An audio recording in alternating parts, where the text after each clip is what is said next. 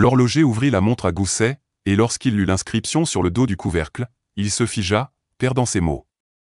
Antoine Leclerc essuyait la lentille de sa loupe avec un chiffon huileux, se préparant pour sa soirée de travail. 52 ans, dont 28 dans le métier d'horloger. Un petit atelier en demi-sous-sol d'un vieil immeuble du quartier de la Croix-Rousse à Lyon. Humide, froid, mais le loyer était abordable, seulement 800 € par mois. Il ne pouvait se permettre plus avec ses maigres revenus. La vie d'Antoine était aussi grise que le ciel de novembre à Lyon derrière la fenêtre. Un studio en location à Vénissieux, des dettes sur 3 crédits contractés pour le traitement de sa mère 5 ans plus tôt. Sa mère était décédée, mais les dettes pesaient lourdement sur lui. Il avait quitté sa femme, Sophie, il y a 12 ans. Plus précisément, elle l'avait chassé pour son alcoolisme et son manque d'argent. Ses enfants, Mathieu et Chloé, ne lui parlaient plus depuis environ 8 ans. Ils avaient honte de ce perdant qui n'avait rien accompli dans la vie. Il n'avait pas d'amis, seulement son travail. La restauration de vieux mécanismes d'horlogerie pour des antiquaires et de rares collectionneurs privés. Il payait peu, mais c'était toujours ça. Antoine survivait, il ne vivait pas. Chaque jour était le même. Levé à 6h30, petit déjeuner de pâtes bon marché, métro jusqu'à l'atelier, travail jusqu'à 21h30, retour à l'appartement vide. Le week-end, il buvait de la vodka seul, fixant le plafond, se demandant où il avait pris le mauvais tournant dans cette vie maudite. Un lundi soir, un client inhabituel arriva. Un homme d'une quarantaine d'années, vêtu d'un manteau cher et de gants en cuir, visiblement aisé. Il sortit de sa poche une montre à gousset suisse en or, la posa sur la table devant Antoine. Il expliqua l'avoir trouvée dans le grenier de sa maison de campagne. Le mécanisme était arrêté. Une restauration complète était nécessaire. Il paya 200 € en espèces d'avance, laissa un numéro de téléphone et partit sans même se présenter. Antoine prit la montre, l'examina attentivement à la lumière de la lampe. Suisse. Poinçon de la manufacture Longines. Années 40 du siècle dernier, à en juger par le style du boîtier.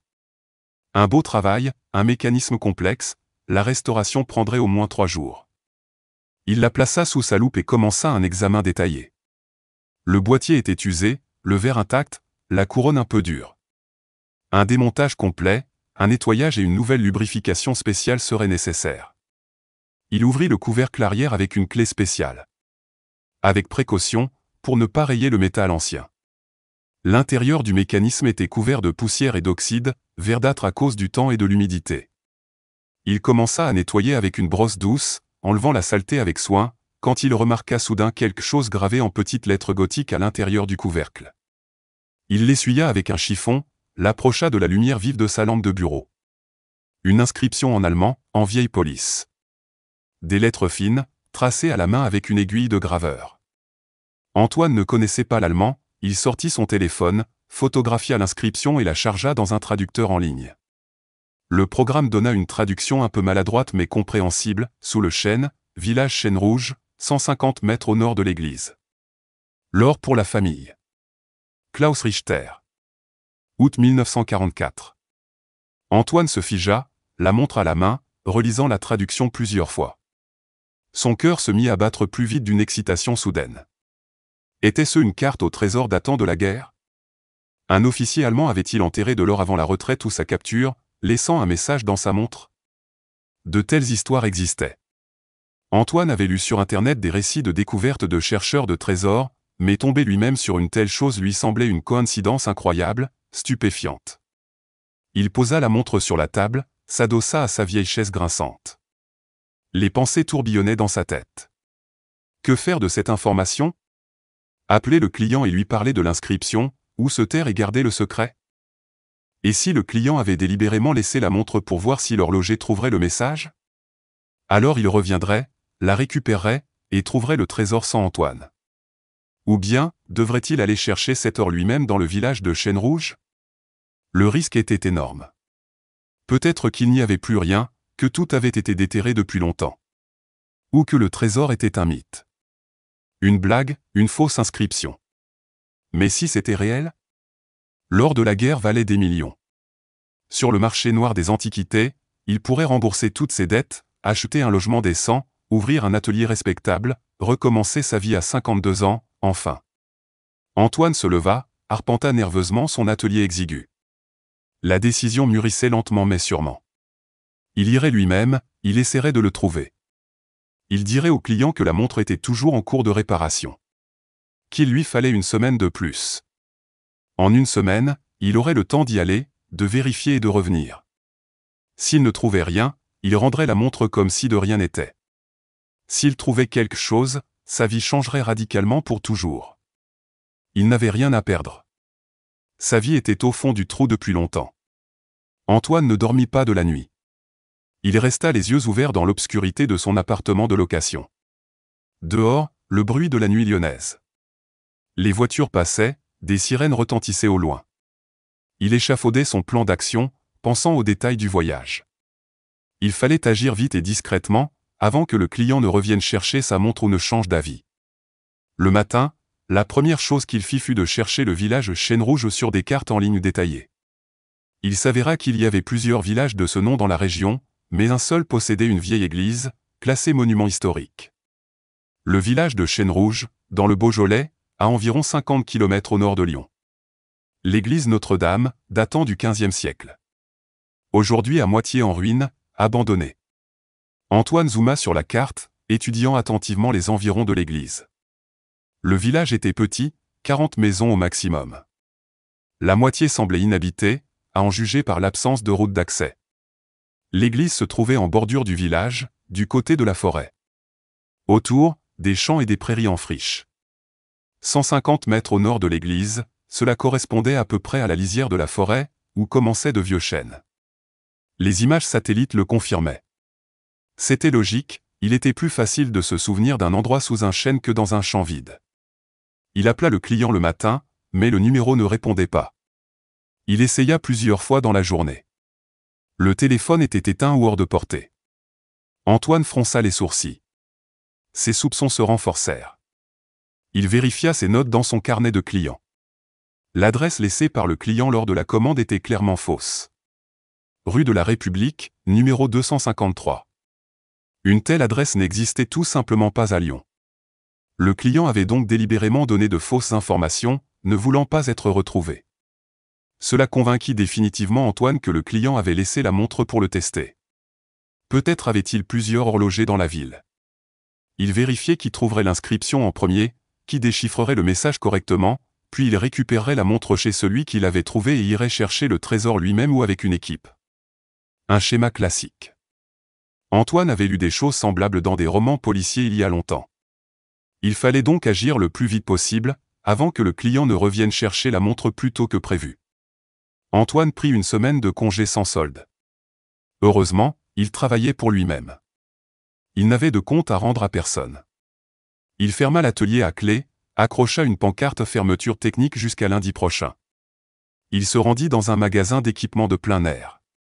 Il acheta un détecteur de métaux chinois bon marché pour 150 € à crédit.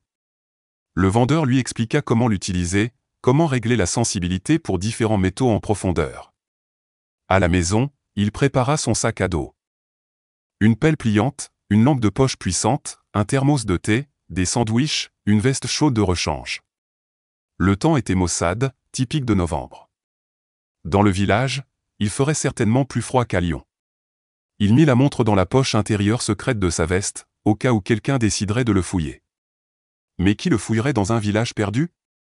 Le soir, il prit un bus de Lyon à Villefranche-sur-Saône depuis la gare de Perrache.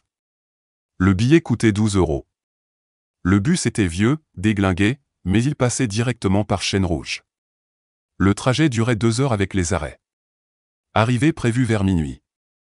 Antoine s'assit près de la fenêtre, serra son sac à dos contre sa poitrine, regardant la nuit lyonnaise défiler. Les lumières de la ville, les publicités lumineuses, la foule pressée. Et lui, il partait dans la pampa chercher un trésor, comme le dernier des aventuriers. En chemin, il réfléchit à ce qu'il dirait si les habitants ou la police l'attrapaient. Il dirait qu'il était un historien amateur à la recherche de vieilles pièces pour sa collection privée. Pour le détecteur de métaux dans son sac, aucune autorisation n'était nécessaire tant qu'il ne touchait pas aux sites archéologiques protégés. L'église était protégée, mais il creuserait dans la forêt, pas sur le terrain du monument. Cela semblait légal, bien qu'Antoine n'ait jamais été très versé en droit. Le bus cahotait sur la route de nuit. Antoine s'assoupit au son monotone du vieux moteur. Il rêva d'un trou profond. Il creusait avec une pelle, et au fond se trouvait un coffre en fer. Il l'ouvrait. À l'intérieur, l'or brillait de mille feux, il en prenait des poignées, riant. Il se réveilla brusquement de son propre rire. Sa voisine le regardait de travers, s'éloignant avec méfiance. Antoine s'essuya le front, regarda par la fenêtre. L'obscurité totale. De rares lumières de village clignotaient. Il arriverait bientôt. Le chauffeur annonça l'arrêt et village Chêne-Rouge d'une voix rauque dans le micro. Antoine se leva, jeta son sac sur son épaule et sortit dans la nuit froide de novembre. Le bus repartit, le laissant seul à un arrêt en bois désert. Autour, un silence de mort. Seul le vent bruissait dans les branches nues des arbres. Antoine alluma sa lampe de poche et se dirigea le long de l'unique rue vers l'église, visible au loin. La chasse au trésor avait vraiment commencé. Antoine marchait dans le village nocturne, lampe de poche à la main. Le sac à dos pesait lourdement sur ses épaules fatiguées. Les maisons étaient sombres, les fenêtres aveuglées sans lumière. Seules 2 fenêtres laissaient entrevoir les lueurs bleutées des téléviseurs. La vie s'arrêtait tôt dans le village. À minuit, tout le monde dormait profondément. Parfait.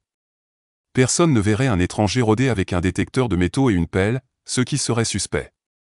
L'église Notre-Dame se dressait en bordure du village, silhouette noire sur fond de ciel étoilé. Le dôme était effondré, les murs fissurés, le clocher dangereusement incliné. Autour de l'église, une clôture en bois délabré. Le portail était grand ouvert, arraché par le vent. Antoine entra, éclaira les murs couverts de mousse et de graffitis modernes. Un abandon total. Personne n'avait dû réparer ce monument depuis des décennies. Il sortit une boussole de son sac, détermina la direction du nord depuis l'église. Il mesura précisément 150 mètres en comptant ses pas à voix basse.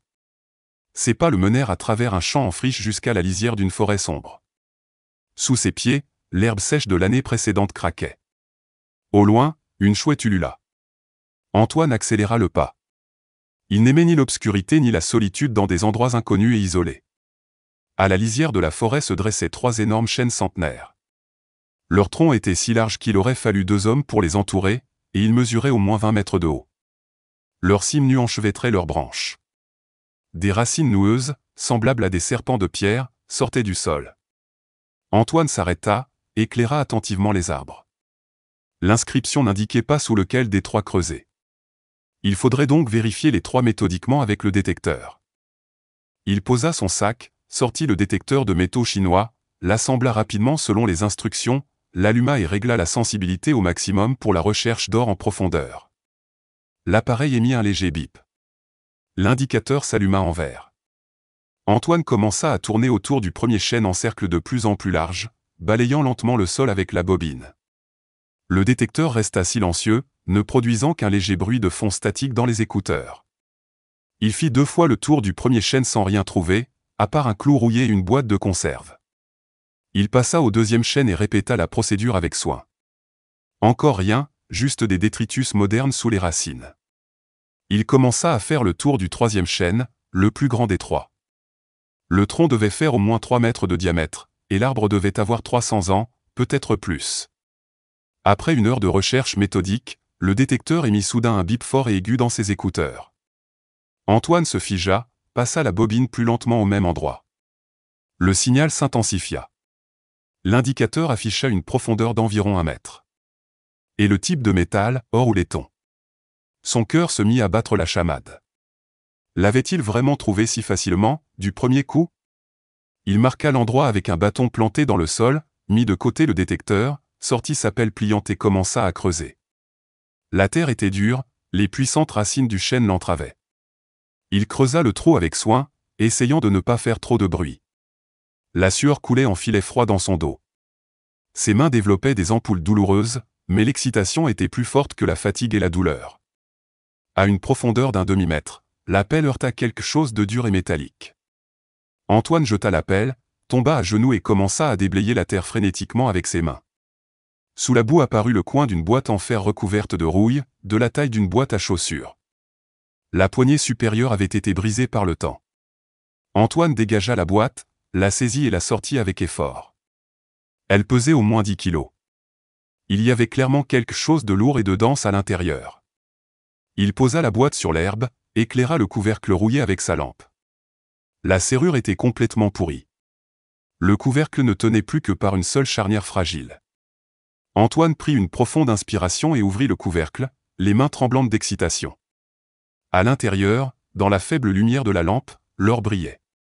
Des lingots, des pièces, des bijoux en vrac recouvraient le fond de la boîte. De l'or véritable, des pièces de différentes époques françaises, ternies par le temps mais parfaitement conservées. Antoine resta à genoux, fixant l'or, n'en croyant pas ses yeux. Il l'avait trouvé, il avait vraiment trouvé le trésor de l'officier allemand. Des millions d'euros dans une seule boîte en fer.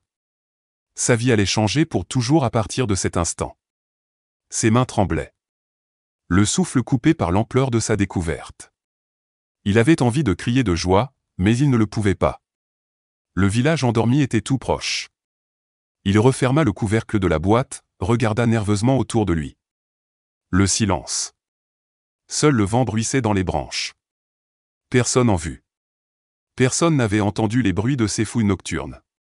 Il fallait emporter rapidement sa trouvaille. La cacher en lieu sûr, mais où? Elle ne rentrerait pas dans son sac à dos. La boîte était trop grande et trop lourde. La transporter à la main à travers tout le village serait bien trop visible. Soudain, il entendit derrière lui un craquement de branches et des voix d'hommes. Antoine se retourna brusquement, balayant l'obscurité de sa lampe torche. De la forêt sortirent 3 hommes grands et costauds, vêtus de sombre. Leurs lampes l'éblouirent.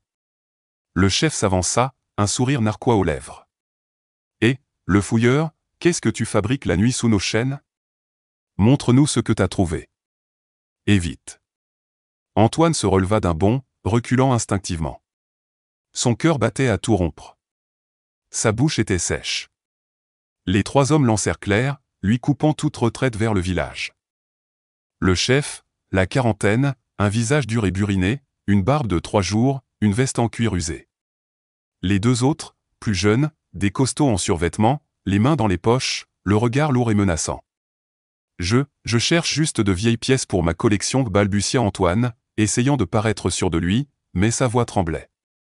Le chef rit brièvement, s'approcha, éclaira le trou béant et la boîte en fer à côté. Des pièces, hein? Et cette boîte, tu l'as déterrée pour y mettre tes pièces, en pleine nuit? Me mens pas, fouilleur. T'es venu pour le trésor de Richter. À vous. Antoine sentit un froid glacial l'envahir. Il était tombé dans un piège. Ces hommes étaient de toute évidence des locaux. Ils connaissaient l'existence du trésor. Peut-être le cherchait-il eux-mêmes depuis des années. Et voilà que lui, un étranger, le trouvait en une nuit. Bien sûr qu'ils étaient en colère, bien sûr qu'ils allaient lui prendre sa trouvaille de force. « Écoutez, les gars, on peut s'arranger, » commença Antoine sur un ton conciliant, levant les mains en signe de paix. « Je suis tombé par hasard sur l'info, je suis venu vérifier. J'ai trouvé, alors, partageons. Honnêtement, en parts égales. » Le chef eut un rictus mauvais et secoua la tête. « Partager? T'es dingue ou quoi? Ça fait 20 ans qu'on cherche ce trésor. On a retourné toute la forêt, et toi, tu débarques en pleine nuit et tu le trouves en 1 heure. Et tu veux partager? Non, mon pote, tout ça, c'est à nous. » Un des costauds s'avança, arracha le détecteur de métaux des mains d'Antoine et le jeta dans les buissons. Le second s'approcha de la boîte, se pencha pour la soulever. Il n'y arriva pas, trop lourde. Le chef, Serge Moreau, s'approcha. À 2, ils soulevèrent la boîte et l'emportèrent vers la lisière de la forêt. Antoine resta planté là, regardant ces millions, sa chance de recommencer une nouvelle vie, s'éloigner. La rage et l'impuissance bouillonnaient en lui. Il ne pouvait pas les laisser faire. Il avait pris des risques, il avait voyagé de nuit, il avait creusé dans le froid.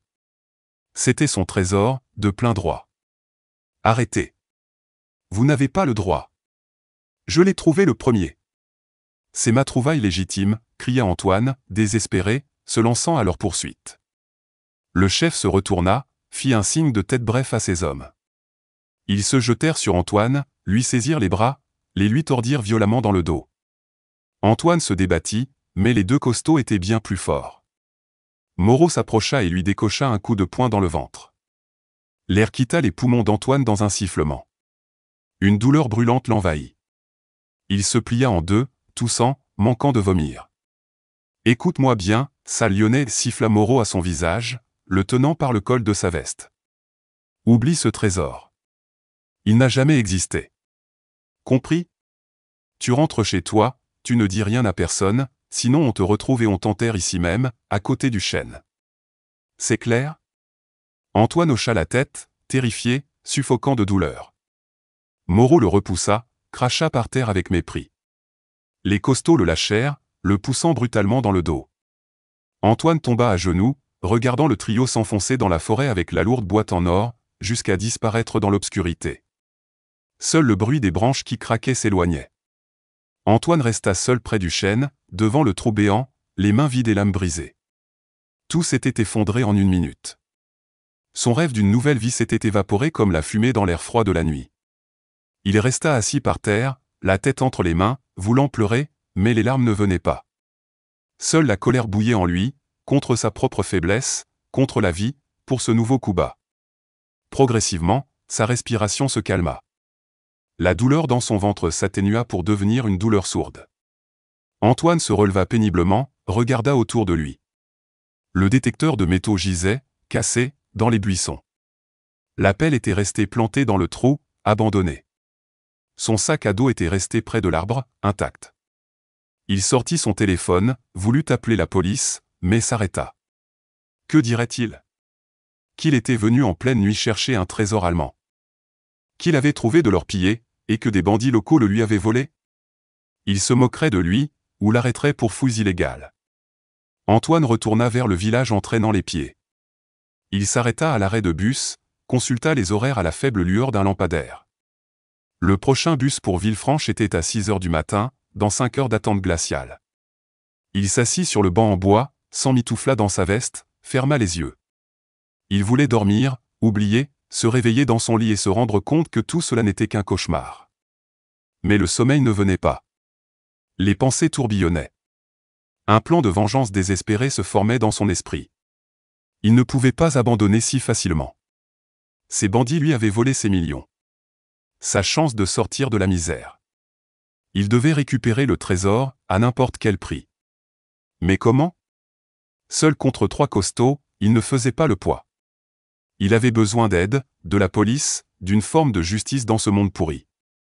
Soudain, une idée fulgurante traversa l'esprit d'Antoine. La montre. La montre suisse de Richter était toujours dans la poche intérieure de sa veste. Les bandits n'avaient pas pensé à le fouiller, ils ne connaissaient pas l'existence de la montre et de son inscription. Et la montre était la preuve que le trésor existait réellement. Il pourrait la montrer à la police, leur parler des bandits. Qu'ils les cherchent d'après sa description. Peut-être y avait-il une chance de récupérer l'or par la voie légale. Antoine sortit la montre, la serra dans sa paume comme un dernier talisman. Il attendrait le matin, prendrait le bus, irait au commissariat de police de Villefranche, déposerait une plainte détaillée, montrerait la montre, raconterait toute l'histoire. Qu'ils punissent les bandits, saisissent l'or, et lui versent la récompense légale, les 25% de la valeur de la trouvaille, conformément à la loi. Ce seraient aussi des millions. La décision était prise. Antoine s'adossa au banc, ferma les yeux et attendit l'aube froide. Un nouveau chapitre de la chasse au trésor de l'officier allemand, mort depuis longtemps, commençait. L'aube arriva, grise et froide. Le ciel était couvert de nuages bas. Antoine somnolait sur le banc, recroquevillé, quand il entendit le rugissement d'un moteur approcher. Il ouvrit les yeux. Un vieux bus jaune s'arrêtait en grinçant. Les portes s'ouvrirent dans un sifflement. Le chauffeur le regarda d'un air renfrogné. Antoine se leva avec difficulté, les jambes engourdies, le dos endolori. Il s'assit à l'arrière, serra son sac contre lui et repartit vers la ville. En chemin, il réfléchit à ce qu'il allait dire à la police. Il devait tout raconter honnêtement, montrer la montre comme preuve, décrire les bandits en détail. Qu'ils les cherchent, les arrêtent, saisissent l'or.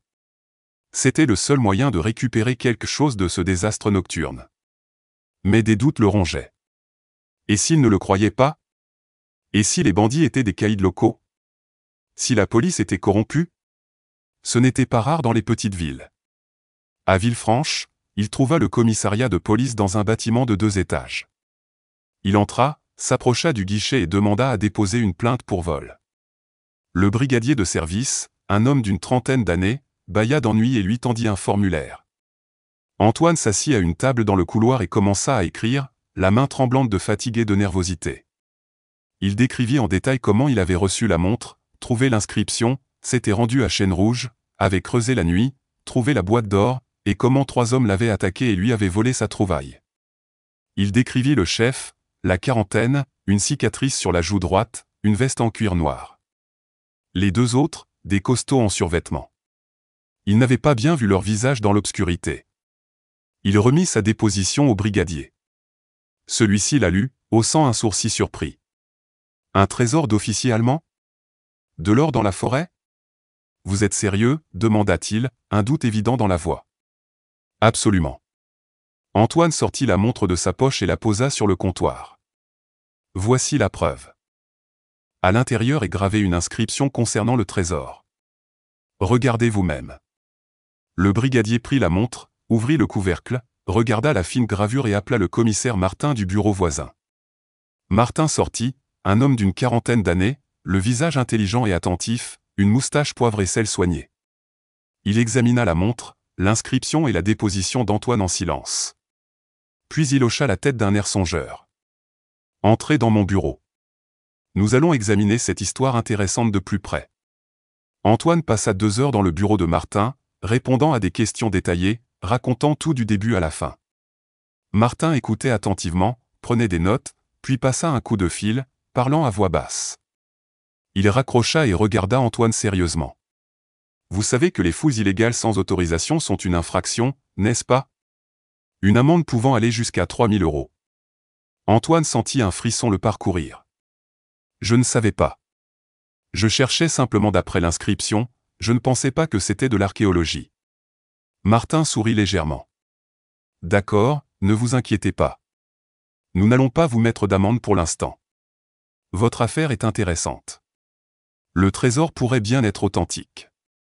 Quant à ces 3-là, nous les connaissons bien. Serge Moreau, dit le marteau, un caïd local. Et les frères Roche, ces hommes de main. Ils sont dans notre collimateur depuis un moment.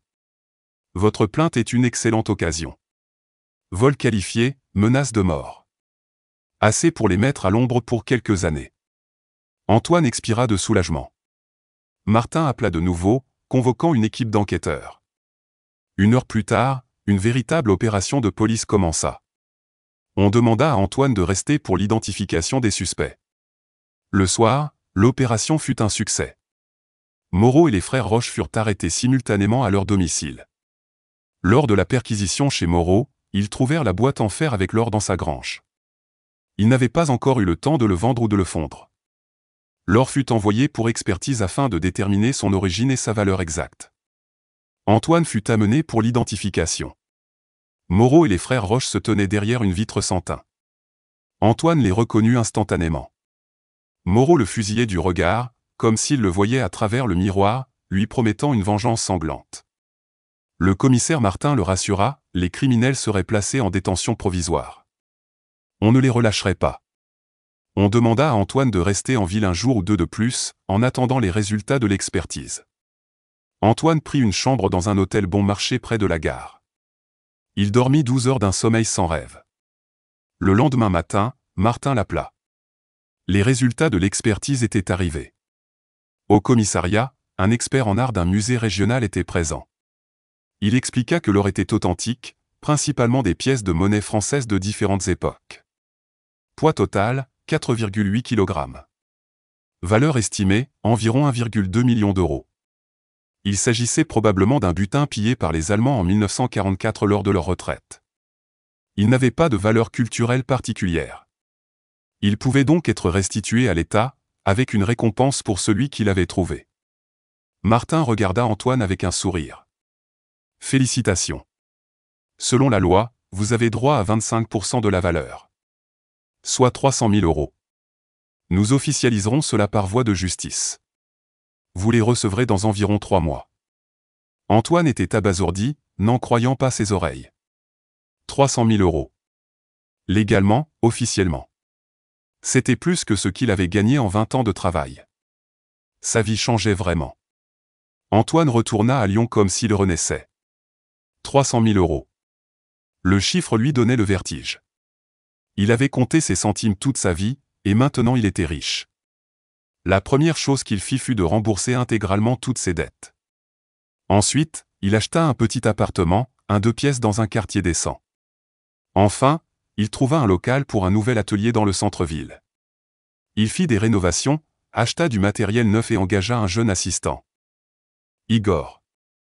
Les clients fortunés commencèrent à affluer. Il gagnait bien sa vie maintenant, mais il manquait quelque chose. L'argent, le travail, un bel appartement, mais à l'intérieur, un vide béant de solitude. Ses enfants ne lui parlaient toujours pas. Il comprit que l'argent ne faisait pas le bonheur. Il fallait autre chose, la famille. Il décida d'essayer de renouer avec ses enfants. Il appela son fils Mathieu pour la première fois en 8 ans. La voix de son fils était celle d'un adulte, presque inconnu. « Pourquoi appelles-tu après toutes ces années ? Besoin d'argent ? » « Non, répondit Antoine. Je veux juste te voir. J'ai changé. » Ils se donnèrent rendez-vous dans un café. Antoine raconta toute l'histoire. Mathieu écouta, fasciné.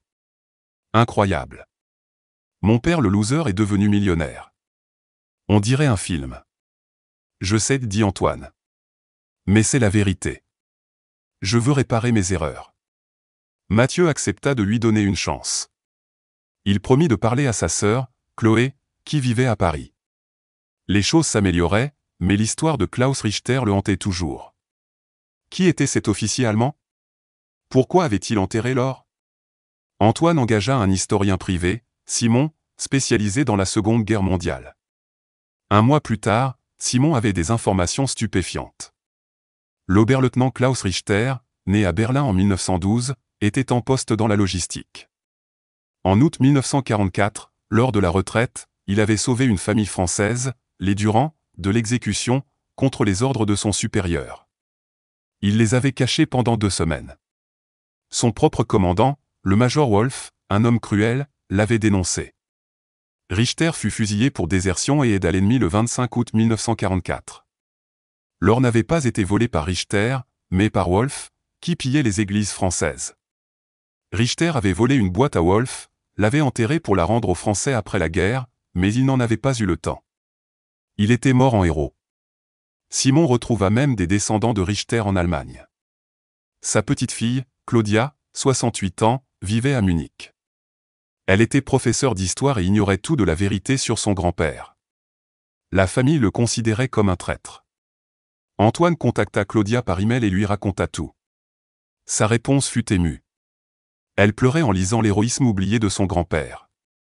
2 mois plus tard, Claudia vint à Lyon. Antoine l'accueillit à l'aéroport. Ils se rendirent à l'atelier d'Antoine. Il lui montra la montre, maintenant encadrée et accrochée au mur. Claudia la regarda, les larmes aux yeux. C'est la dernière chose que mon grand-père a tenue entre ses mains. Elle raconta comment sa famille avait vécu dans la honte, pensant que Klaus Richter était un déserteur. Vous lui avez rendu son honneur, dit-elle. Antoine lui montra les documents de l'historien, y compris le témoignage de la famille Durand sauvée. Il proposa de retrouver leurs descendants. Ils trouvèrent la petite-fille de la famille sauvée, Nina Dubois, 75 ans, qui vivait modestement à Lyon. La rencontre fut incroyablement émouvante. Nina et Claudia, la petite-fille de l'officier allemand et la petite-fille de la famille française qui l'avait sauvée, tombèrent dans les bras l'une de l'autre en pleurant. Nina raconta que sa grand-mère avait prié toute sa vie pour l'âme de Klaus Richter. Antoine proposa d'installer une plaque commémorative à Chêne-Rouge. Tous furent d'accord. Une cérémonie fut organisée, avec les descendants des 2 familles, des représentants de l'ambassade d'Allemagne et des journalistes. Mais une semaine avant la cérémonie, une nouvelle terrible tomba. Moreau fut libéré sous caution. Son avocat avait trouvé un vice de procédure. Le commissaire Martin appela Antoine pour le prévenir. Moreau est dangereux. Quittez la ville pendant un certain temps. Mais Antoine refusa. Il ne pouvait pas laisser tomber tous ces gens. Martin promit une surveillance policière renforcée. La veille de la cérémonie, Antoine travaillait tard dans son atelier. Dehors, une voiture de police montait la garde. Soudain, la lumière s'éteignit. L'électricité de tout le quartier avait été coupée. La porte de l'atelier vola en éclats. 3 hommes masqués firent irruption. C'étaient Moreau et les frères Roche. « Salut !» la balance siffla Moreau en enlevant son masque. « Tu pensais que la police te protégerait ? On a endormi tes flics avec du gaz. » Il sortit un long couteau. Une lutte désespérée s'engagea. Antoine se défendit avec un marteau, mais ils étaient 3 contre 1. Moreau leva son couteau pour le coup de grâce. « Meurs, ordure !» Mais au même instant, la porte fut défoncée par un bélier de la police. Des hommes du GIGN firent irruption. Main en l'air. Moreau et ses complices furent arrêtés. Martin avait anticipé une attaque et avait posté une équipe d'intervention à proximité. Cette fois, il ne sortirait pas de prison avant très longtemps. La cérémonie à Chêne Rouge fut un moment d'une grande émotion.